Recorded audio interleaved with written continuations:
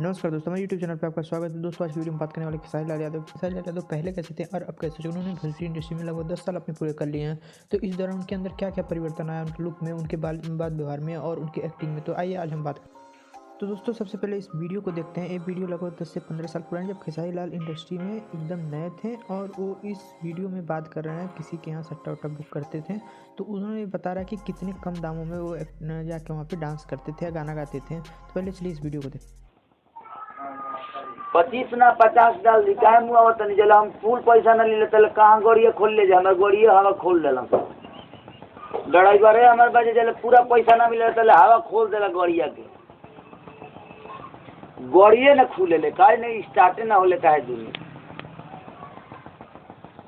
बोले ना हम तो अइबे ना करे 75 आइल बा तो 25 आवरी चाहिए देवता मार साहब से हम कह दिले बनी कि देखी मार साहब बीच में बानी तो वहाँ के घर से ना नु दे एगो तो वहाँ के चलते 30,000 रुपया हम कह देती ना तो 1,30,000 के नीचे खेसारी भाई हिलत कहाँ बढ़े जे लेकिन वहाँ के चलते 30,000 रुपया कम कर दिले बनी 30,000 के माने नु बा हमनी के आम आदमी सब गरीब परिवार के लड़का है सब ए जगह गौलर नहीं हम टाटा में 1,65,000 रुपये में व्यवहारे पर गौलर नहीं हमारे गाँव के लोग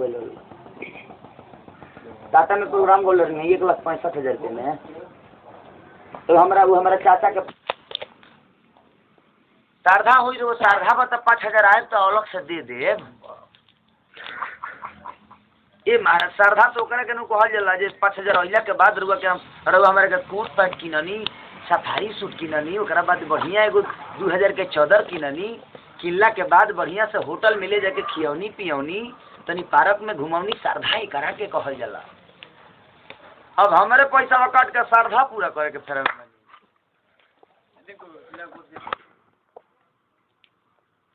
ना तो वो पूछ लिए एक बार फोन करके दी नंबर कॉल के हाँ तो एक बार पूछ लीजिए फुल पैसा ले लेके बाकी लगा के आवेले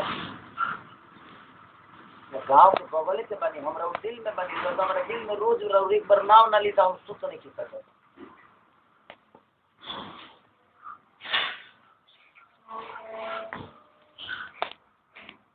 ना भैया सुनी ना है भैया।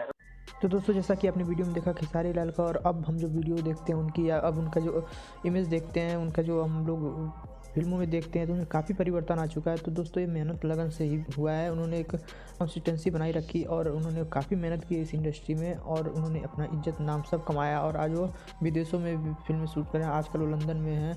तो दोस्तों इस बात से हमें एक पता चलता है कि बस टैलेंट होना चाहिए और हम अपने टैलेंटेड लोगों को अगर सपोर्ट करें तो लोग कहीं से भी कहीं पहुंच सकते हैं। तो धन्यवाद दोस्तों।